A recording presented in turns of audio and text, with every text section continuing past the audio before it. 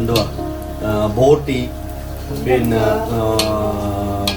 Beef കറി, ney pathiri beef കറി, നെയ്പത്തിരി ബോട്ടി, അതൊക്കെ മലബാർ ടൈമിലാണ്. ഒക്കേഷൻ ടൈമിൽ പിന്നെ കുഞ്ഞു കുഞ്ഞു ഹോട്ടലുകളിലും അവിടെയൊക്കെ എവിടെ പോയി കഴിഞ്ഞാലും ഏത് സമയത്ത് പോയി കഴിഞ്ഞാലും നമുക്ക് കണ്ണൂരൊക്കെ ഇത് നെയ്പത്തിരിയും എല്ലാം നമുക്ക് കിട്ടും. നെയ്പത്തിരി എന്ന് പറയുന്നത് അതിങ്ങനെ ചൂടോടെ ഇങ്ങനെ ചുട്ട് കഴിക്കുന്നതാണ് ഇതിൻ്റെ.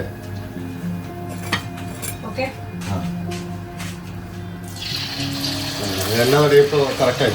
എണ്ണ കൊടുക്കാതെ, എണ്ണ നല്ല രീതിയിൽ എണ്ണ ഉണ്ട്. തിളച്ച എണ്ണ ഉണ്ട്, കുറച്ചെടുക്കട്ടെ.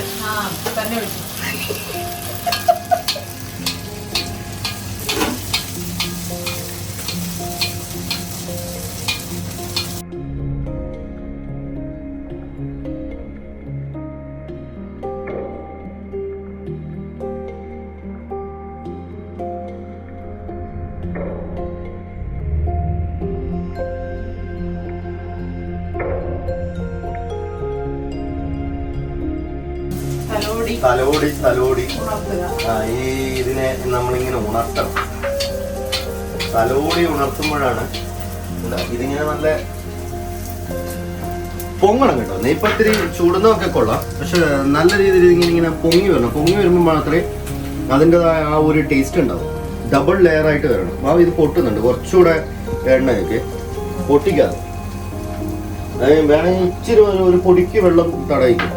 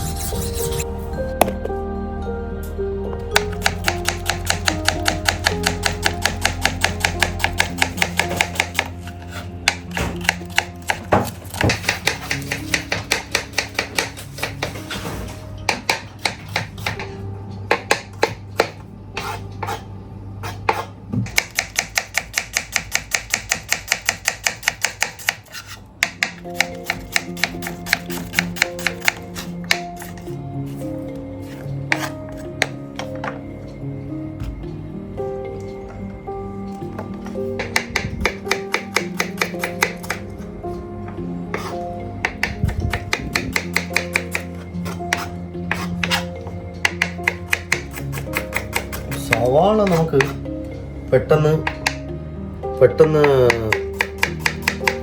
അരിഞ്ഞു തീർക്കാം. പക്ഷേ ഈ കുഞ്ഞുള്ളി ഉണ്ടല്ലോ ഇച്ചിരി റിസ്ക്കിയാണ്. പൊളിക്കുന്നത് റിസ്ക്കിയാണ്, വെട്ടുന്നതും കുറച്ച് റിസ്ക്കിയാണ്. പക്ഷേ ടേസ്റ്റ് അപാര ടേസ്റ്റ്.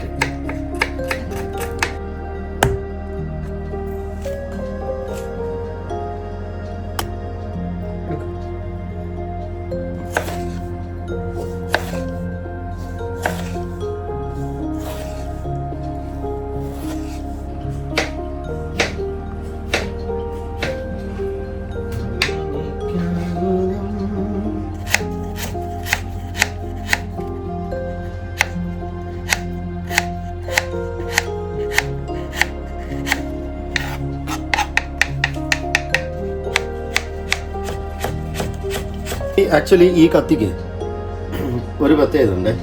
ഇതെന്തറിയോ, ഇത് ഞാൻ കണ്ണൂരിൽ കൊണ്ടുവന്ന ഇത് വാളാണ്. വാളിൻ്റെ ഇതില്ലേ ആ സാധനം. ഇത് കണ്ണൂരിൽ നിന്ന് കൊണ്ടുവന്നാണ്. ഇത് എൻ്റെ കൂടെ ഏകദേശം ഒരു 12 വർഷത്തോളമായി ഇത് ഞാൻ ഉപയോഗിക്കുന്നു. ഇതെനിക്ക് തന്നത് എൻ്റെ അങ്കിളാണ്. ഇതെനിക്ക് തന്നെ ഈ കത്തി.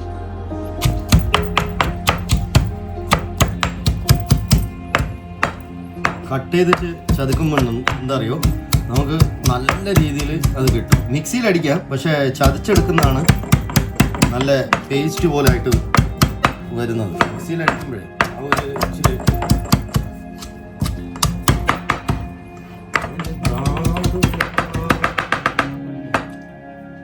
ജീവിക്കാൻ വേണ്ടിയിട്ടുള്ള ഓരോ കഷ്ടപ്പാടുകളാണ്. അതുകൊണ്ട് ഒരുത്തെ പഠിപ്പൊക്കെ കഴിഞ്ഞിട്ട് ഇവിടെ വന്നിട്ടുണ്ട്. എപ്പോഴും തിരിക്കുക.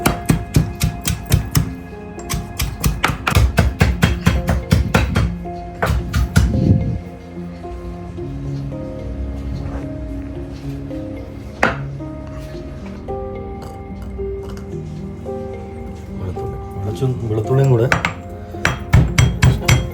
ചതക്കുക. ഈ മിക്സിയിൽ അടിച്ച് എനിക്ക് ആക്ച്വലി അരച്ചെടുക്കുന്നതിനോട് എനിക്ക് വലിയ താല്പര്യം.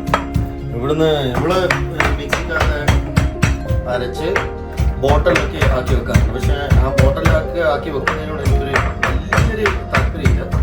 ഉണ്ടാക്കുന്നത് ഇങ്ങനെ ഫ്രഷ് ആയിട്ട് ഉണ്ടാക്കുമ്പോൾ മാത്രമേ അതിൻ്റെതായ ഒരു ടേസ്റ്റ് ഉണ്ടാകുള്ളൂ. അല്ലാതെ ചുമ്മാ മറ്റേ യൂട്യൂബിലൊക്കെ നമ്മളിങ്ങനെ യൂട്യൂബിലൊക്കെ കാണിക്കാറുണ്ടല്ലോ, ഈ മിക്സിയിൽ അരച്ച് അതിനകത്ത് കുറച്ച് വെളിച്ചെണ്ണയൊക്കെ ഒഴിച്ച് ഫ്രിഡ്ജിനകത്ത് വെച്ച് കഴിഞ്ഞാൽ ഒത്തിരി വേണമെങ്കിലും നിൽക്കും എന്നൊക്കെ പറയുന്നുണ്ട്. അത് ശരിയാണ് കേട്ടോ. നമുക്ക് ഒത്തിരി ദിവസം അത് അരച്ച് വെച്ച് കഴിഞ്ഞാൽ നിൽക്കും. നമ്മുടെ ഈ തിരക്കിനിടയിൽ അതൊക്കെ ചെയ്യുന്നത് നല്ലതാണ്. ഇതിപ്പോൾ സത്യം പറഞ്ഞു കഴിഞ്ഞാൽ വീഡിയോന് വേണ്ടി മാത്രമാണ്. അരച്ച് വെച്ച സാധനങ്ങളൊക്കെ ഫ്രിഡ്ജിനകത്ത് ഇരിപ്പുണ്ട്. ഞാനിപ്പോൾ വീഡിയോയിൽ എന്തെങ്കിലും ഒന്ന് കാണിക്കുകയും കുറച്ചൊരു ഒരു 8 മിനിറ്റെങ്കിലും ഒരു വീഡിയോ വേണ്ടേ, അതിനൊക്കെ വേണ്ടിയാണ് ഈ ചതക്കമൊക്കെ ചെയ്തത്.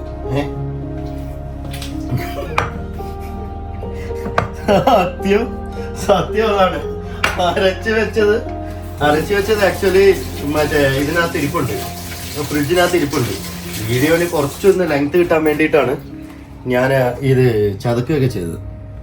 മല്ലിയില നമുക്ക് കമ്പൽസറിയാണ്, അറിയാലോ. ചിക്കൻ കറി, ഏത് ഇറച്ചി വെച്ച് കഴിഞ്ഞാലും മല്ലിയില കമ്പൽസറിയാണ്. അപ്പോൾ മല്ലിയില നല്ല രീതിയിൽ കഴുകി, ഇവിടെ ഓൾറെഡി കഴുകി വൃത്തിയായിട്ട് വരുന്നത്. നാട്ടിൽ വരുന്ന പോലെ മണ്ണോ കാര്യങ്ങളോ ഒന്നുമില്ല, കണ്ടോ. അത്രയും നീറ്റായിട്ടാണ് ഇവിടെ വരുന്നത്. നമുക്ക് ക്ലിയർ ആയിട്ട് വരെ ഈ ഭാഗമൊക്കെ കട്ട് ചെയ്ത് നല്ല വൃത്തിയായിട്ടാണ് വരുന്നത്.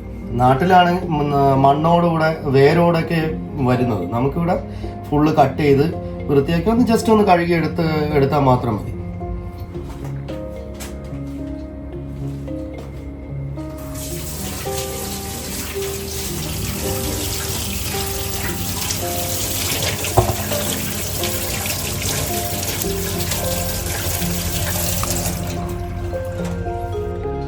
നമുക്ക് ചിക്കൻ വരുന്നത് ഈ രീതിയിലാണ്. ഫ്രോസൺ ചിക്കനാണ് വരുന്നത് കേട്ടോ. ഫ്രോസൺ ആണ് ചിക്കൻ വരുന്നത്. ഇതുപോലെ വരിക. ഇതിൻ്റെ സ്കിന്നുണ്ടാവും, പിന്നെ കഴുത്തൊക്കെ കട്ട് ചെയ്ത് ഇതിനകത്ത് ഒന്നും ഉണ്ടാവില്ല. അകത്തുള്ളതെല്ലാം എടുത്ത് നല്ല ക്ലിയർ ആയിട്ടാണ് നമുക്ക് ചിക്കൻ വരുന്നത്. ഒന്നുമില്ല, ഇതുപോലെ വരിക. ഇതെന്താ ഇങ്ങനെ വരുന്നതെന്ന് വെച്ച് കഴിഞ്ഞാൽ സ്കിന്നോടെ കുക്ക് ചെയ്യുന്നവരുണ്ട്, സ്കിൻ ഉപയോഗിച്ച് കുക്ക് ചെയ്യുന്നവരുണ്ട്. ഈ ആന്ധ്രക്കാരും തമിഴ്നാട്ടുകാരും ഒക്കെ മഞ്ഞൾപ്പൊടിയൊക്കെ ഇട്ട് ഈ സ്കിന്ന് ഉപയോഗിച്ചാണ് കുക്ക് ചെയ്യുന്നത്. ഈ നമ്മുടെ കേരളക്കാർ മാത്രമാണ് ഈ സ്കിന്ന് എടുത്തിട്ട് കുക്ക് ചെയ്യുന്നത്. ആക്ച്വലി ചിക്കൻ വെട്ടാനൊന്നും അറിയത്തില്ല. ജസ്റ്റ് ട്രൈ, എല്ലാവരും ട്രൈ അല്ലേ, പരീക്ഷിച്ച് നോക്കാതെ. കളിയാക്കി കൊല്ലാനും നിങ്ങൾക്ക് ട്രോൾ ചെയ്യാനും ഒരു അവസരം തരാം.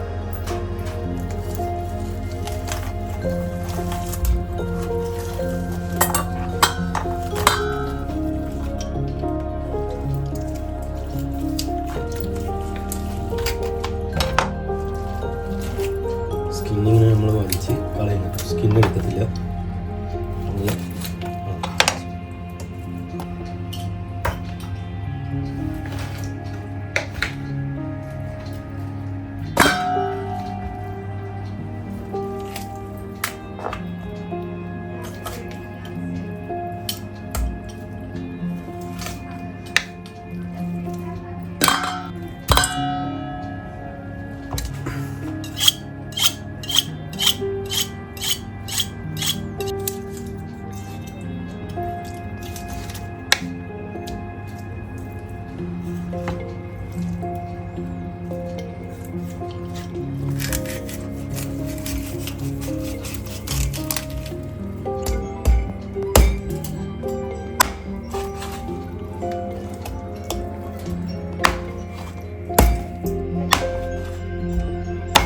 ഇതിന് വേറൊരു പ്രത്യേകത കൂടി ഉണ്ട്, അറിയാവോ? ഇതിന്റെ നമുക്ക് ഇവിടെ വരുന്ന കോഴി ഓൾറെഡി ഹാഫ് ബോയിൽഡ് ആണ്. അതായത് ബോയിലറിൽ മുങ്ങിയിട്ട് വരുന്ന കോഴിയാണ്. ഓൾറെഡി ബോയിലറിനകത്ത് മുങ്ങി ഹാഫായിട്ട് വരുന്ന കോഴിയാണ്. നമുക്ക് നാട്ടിൽ കിട്ടുന്ന പോലെ ഫ്രഷ് നമ്മൾ പോയി മറ്റേ ഷോപ്പിൽ പോയി വെട്ടിയെടുക്കുന്നതല്ല. ബ്രോയിലറിനകത്തൊക്കെ മുങ്ങി അത് പാക്ക് ചെയ്ത് അത്രയും വൃത്തിയായി, അത്രയും എന്താണ് ഹൈജീനായി പാക്ക് ചെയ്ത് വരുന്ന കോഴിയാണിത്. അപ്പോൾ അതുകൊണ്ട് ഇതിനധികം വേവൊന്നുമില്ല, പെട്ടെന്ന് നമുക്ക് കറികളൊക്കെ ഉണ്ടാക്കിയെടുക്കാം. പക്ഷെ ഇവിടെ ഫ്രഷ് കോഴി നമുക്ക് ഇവിടെ കിട്ടും. ഫ്രഷ് വാങ്ങിക്കുമ്പോൾ ഇത് നമ്മുടെ നാട്ടിലേക്ക് പോലെ തന്നെയാണ്. ഇച്ചിരി വേവൊക്കെ കൂടുതലും പക്ഷെ എന്നാലും അവർ നല്ല രീതിയിൽ ചൂടുവെള്ളത്തിലൊക്കെ കഴുകി വൃത്തിയാക്കിയിട്ടാണ് നമുക്ക് തരുന്നത്. ഇവിടെ അങ്ങനെയുണ്ട്. ഇവിടെ എങ്ങനെയൊക്കെയോ നാട്ടിലെ പോലെ അങ്ങനെ വെട്ടി തകർത്ത് മറ്റേ പാക്കറ്റിനകത്തൊന്നും ആക്കി തരത്തൊന്നുമില്ല. നല്ല രീതിയിൽ അവർ കഴുകി വൃത്തിയാക്കി ബ്ലഡൊന്നും ഇല്ല എന്ന് ഉറപ്പ് വരുത്തിയതിന് ശേഷമാണ് അവർ നമുക്ക് കവറിനകത്ത് ഇട്ട് തരുന്നത്. അത്രയും നീറ്റ് ആൻഡ് ക്ലീൻ ആണ് ഇവിടെ ഫ്രഷ് കോഴിയൊക്കെ വാങ്ങിക്കുമ്പോൾ. പിന്നെന്തുവാ, അതൊക്കെ വെന്ത് വരാൻ വേണ്ടി കുറേ സമയം എടുക്കും. അതുകൊണ്ട് നമ്മൾ മിക്കവാറും ഫ്രഷ് വാങ്ങിക്കാറില്ല. അതുകൊണ്ട് ഇപ്പോൾ ഇതന്നെ കഴിച്ച് നമുക്കിപ്പോൾ ഫ്രഷ് കോഴിയുടെ ടേസ്റ്റ് അത്ര വലിയ പിടിക്കുന്നില്ല. വെട്ടാനും വൃത്തിയാക്കാനൊക്കെ അടിപൊളിയാണ്. പെട്ടെന്ന് നമുക്ക് കാര്യങ്ങൾ ചെയ്തെടുക്കാം. ഗൾഫിൽ ജീവിച്ചു കഴിഞ്ഞാൽ ഇങ്ങനെയൊക്കെ ഗുണങ്ങളുണ്ട്. കുക്ക് ചെയ്യാം, കോഴിയൊക്കെ വെട്ടാൻ പഠിക്കാം. നാട്ടിൽ ചെന്ന് കഴിഞ്ഞാൽ ഒന്നും കിട്ടിയില്ലെങ്കിൽ കുറച്ച് ജോലിയൊന്നും ഇല്ലെങ്കിൽ ഒരു കോഴി പാവൊക്കെ തുടങ്ങി. ഇപ്പോൾ മെയിൻ കുക്ക് ചെയ്യാനുള്ള കാരണം എന്ന് വെച്ച് കഴിഞ്ഞാൽ ഇപ്പോൾ റമദാനാണ്. റമദാൻ ടൈമിങ്ങിൽ നമുക്ക് ഫുഡൊന്നും രാവിലെ കിട്ടത്തില്ല. ഹോട്ടലുകളോ കാര്യങ്ങളോ ഒന്നുമില്ല. എല്ലാം അടവായിരിക്കും, എല്ലാം അടഞ്ഞിരിക്കും. വൈകുന്നേരം 5 മണിക്ക് ശേഷമാണ് പിന്നെ ഹോട്ടലുകളൊക്കെ പ്രവർത്തിക്കുന്നത്. 5 മണി മുതൽ 2 മണി വരെയൊക്കെ ഉണ്ട്. രാത്രി 2 മണി വരെയൊക്കെ അങ്ങനെയൊക്കെ ഹോട്ടൽ പ്രവർത്തിക്കുന്നത്. ഇപ്പോൾ ഇവിടെ റമദാൻ മാസം ഭയങ്കര സ്ട്രിക്റ്റ് ആണ്. രാവിലെ ഫുഡൊന്നും പുറത്തുനിന്ന് കഴിക്കാനോ അതുപോലെ നമുക്ക് പുറത്തുനിന്ന് വാങ്ങിക്കാനോ ഒന്നും കിട്ടത്തില്ല. എല്ലാ ഹോട്ടലുകളും അടച്ചിരിക്കും. 4 മണിക്ക് ശേഷം ഇവിടുത്തെ 4 മണിക്ക് ശേഷം മാത്രമേ തുറക്കത്തുള്ളൂ. അതും ഡൈനിങ് ഇല്ല, ഇരുന്ന് കഴിക്കാനും പറ്റത്തില്ല. ഡെലിവറി നമ്മൾ ഓർഡർ കൊടുത്തു കഴിഞ്ഞാൽ അവർ വീട്ടിൽ കൊണ്ടുതരും. അങ്ങനെയാണ്. 6 മണിക്ക് ശേഷം, അതായത് നോമ്പൊക്കെ കഴിഞ്ഞു നിസ്കാരമെല്ലാം കഴിഞ്ഞതിന് ശേഷം മാത്രമാണ് ഇവിടെ ഹോട്ടലുകളൊക്കെ തുറന്ന് പ്രവർത്തിക്കുന്നത്.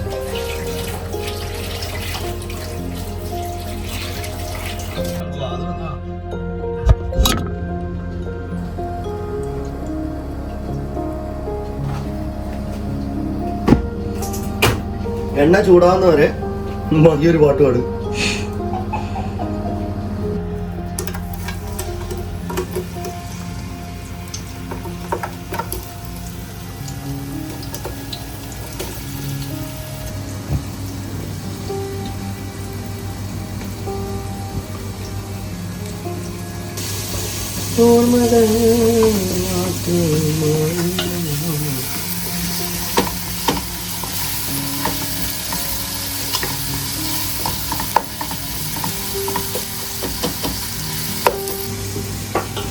അതെ, നിങ്ങൾക്ക് എല്ലാവർക്കും അറിയാമെന്ന് അറിയത്തില്ല.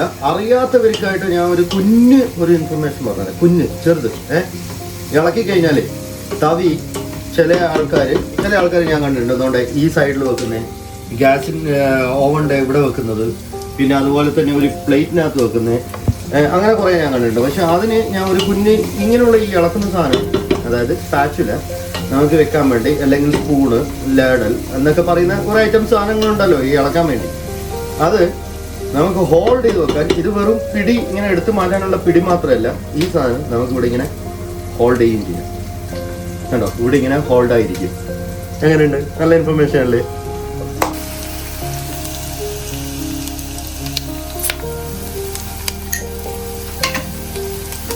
അതെ, നോക്ക് ഉള്ളി ഏകദേശം ഈ രീതിയിലായിട്ടുണ്ട്. ഒത്തിരി ബ്രൗണിഷ് കളറിലോട്ട് ഞാൻ മാറ്റാറില്ല. കാരണം എൻ്റെ കുക്കിംഗ് അങ്ങനെയാണ്. ഞാൻ എൻ്റെ ഓൺ കുക്കിംഗ് ആയതുകൊണ്ട്. എന്നിട്ട് ഈ സമയത്ത് ഞാൻ എന്ത് ചെയ്യും, ചിക്കൻ ഇടും. ഈ സമയത്ത് ഞാൻ ചിക്കൻ ഇടും. നല്ല കഴുകി വൃത്തിയാക്കി വെച്ചിരിക്കുന്ന ഈ ചിക്കൻ ഇതിനകത്തുണ്ട്. ചിക്കൻ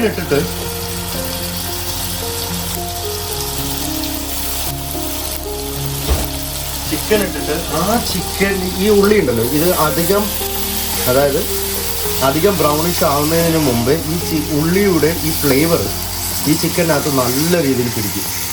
അതുവരെ എന്ത് ചെയ്യും, ലോ കുക്കിംഗ് ചെയ്യണം, ചെറിയ സ്ലീമിൽ.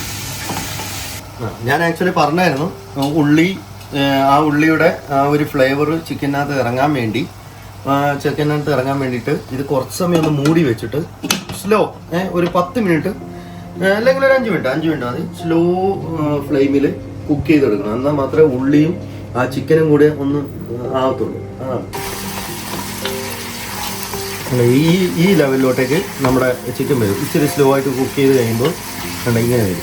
അതിനനുസരിച്ച് ഇച്ചിരി ഒന്ന് ഫ്ലെയിം ഇച്ചിരി ഒന്ന് ഫാസ്റ്റ് ആക്കുക, നല്ല രീതിയിൽ ഇളക്കി കൊടുക്കുക.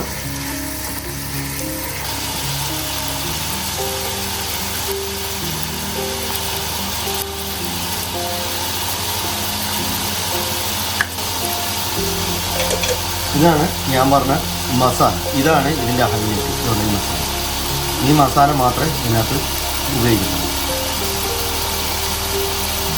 വേറെ നടപ്പില്ല. ഈ ഒരു മസാല കാച്ച് നല്ല രീതിയിലുള്ള മസാല.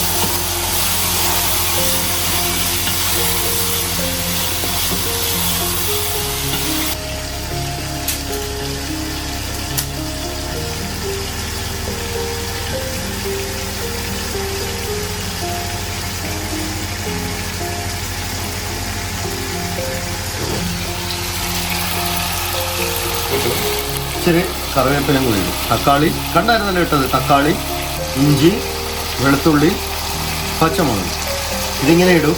ഇതിട്ട് വെച്ചതിന് ശേഷം ഇതിൻ്റെ എല്ലാ ഫ്ലേവേഴ്സും ചിക്കൻ്റെ അകത്ത് അങ്ങേറുണ്ട്. ടൊമാറ്റോ ഇടത്, ഇഞ്ചി ഇടത്, വെളുത്തുള്ളി ഇടത്, എല്ലാ ഫ്ലേവേഴ്സും ചിക്കൻ്റെ അകത്ത് അങ്ങേറുണ്ട്. എന്നിട്ട് വെള്ളമൊന്നും ഒഴിക്കത്തില്ല. ഈ ടൊമാറ്റോ ഇടതും ഉള്ളിയിടതും ഇഞ്ചിയിടതും മാത്രം ആയിട്ടിരിക്കുന്ന ആ ഒരു ജ്യൂസി ഉണ്ടല്ലോ, ആ ജ്യൂസി മാത്രമായിരിക്കും ഇതിനകത്ത് വരുന്നത്. ഇതാണ് എൻ്റെ ഒരു ചിക്കൻ കറി. ഇത് ഇങ്ങനെ ചിക്കൻ കറി വെച്ചതെന്ന് വെച്ച് കഴിഞ്ഞാൽ നെയ്പത്രിയുടെ നല്ലൊരു കോമ്പിനേഷനാണ്. അപ്പോൾ ഇപ്പോൾ നമ്മൾ ഇനി ഇത് മൂടി വെക്കും. മൂടി വെച്ചിട്ട് സ്ലോ കുക്കിംഗ് ആണ്. മൂടി വെച്ചിട്ട് നമ്മൾ പോവും. നമ്മൾ കുറച്ച് കഴിഞ്ഞിട്ട് വന്ന് എടുക്കുമ്പോൾ അതിൻ്റെ ബാക്കിയുള്ള ഭാഗങ്ങൾ കാണിച്ചു തരാം. ഓക്കെ, അടുത്ത ഒരു തിളയിൽ സെറ്റാവും കേട്ടോ, അടിപൊളിയാവും. നല്ല ഇതിൻ്റെ ഒരു വെള്ളവും ഒഴിക്കാത്ത, അധികം മസാലയൊന്നും ഇല്ലാത്ത കുറച്ച് മസാല, അതായത് മഞ്ഞൾപ്പൊടി, കുറച്ച് മുളക് പൊടി, പിന്നെ കുറച്ച് ഞാൻ പറഞ്ഞില്ലേ ഇത് ഞാൻ നാട്ടിൽ നിന്ന് പൊടിച്ച് കൊണ്ടുവന്ന ആ ഒരു മസാല മാത്രമാണ് ഞാൻ കൂടുതൽ ഇതിനകത്ത് ഉപയോഗിക്കുന്നത്. ബാക്കി എല്ലാം വെള്ളം പോലും ഒഴിക്കുന്നില്ല, എല്ലാം ഇതിനകത്തു നിന്നുള്ള വെള്ളമാണ്. ഉള്ളി, വെളുത്തുള്ളി, പിന്നെ അതുപോലെ തന്നെ നമ്മുടെ സവോള, അതിൻ്റെ ഒക്കെ ആ ഒരു വെള്ളമാണ്. ഇച്ചിരി സമയം കൂടെ കഴിഞ്ഞിട്ട് നമുക്ക് എടുത്ത് കഴിക്കാം. സോറി, ഒരു കാര്യം ഞാൻ എപ്പോഴും കുക്ക് ചെയ്താൽ ഞാൻ മറന്നു പോകുന്നൊരു സംഭവമാണ് ഉപ്പ് നോക്കുക എന്നുള്ളത്. ഉപ്പ് പൊതുവെ ഞാൻ നോക്കാറില്ല. ഉപ്പ് നോക്കുന്നത് മഹിയാണ്. കുറച്ച് ഉപ്പും കൂടെ ഇട്ട് ഇളക്കിയിട്ട് അതിനോട് ഉപ്പ് നോക്കാൻ പറയാം. ഉപ്പ് നമ്മൾ ആദ്യം ഉള്ളി വഴറ്റുമ്പോൾ മാത്രമേ ഇട്ടുള്ളൂ കേട്ടോ. ഇതിപ്പോൾ രണ്ടാമതാണ് ഉപ്പിടുന്നത്. ഉപ്പിട്ടിട്ട് ഇളക്കിയിട്ട് ഉപ്പ് നോക്കാൻ പറയാം.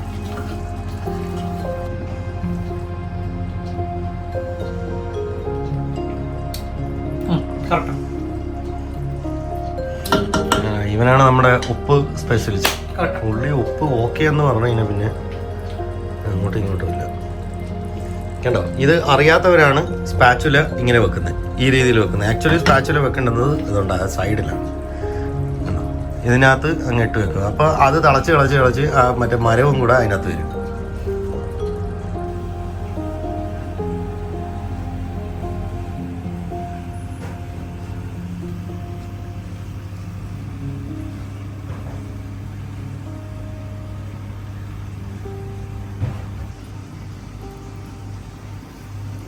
ഒരു നെയ്പത്തിരി, അതിൻ്റെ മുകളിൽ ഇച്ചിരി ഉണ്ട ഈ കറിയും കൂടി ഇങ്ങനെ ഒഴിച്ചിങ്ങനെ കഴിക്കണം. ഇതുകൊണ്ടിങ്ങനെ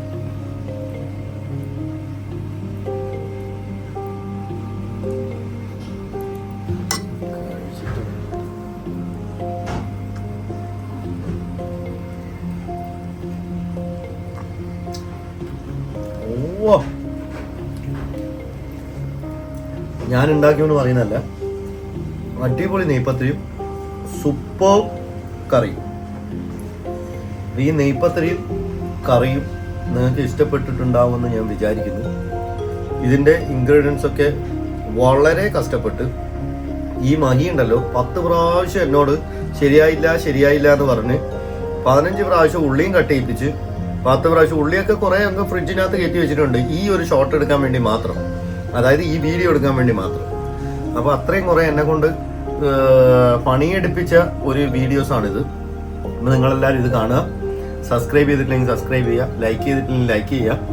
അപ്പോൾ വീണ്ടും കാണുന്നവരെ ബൈ.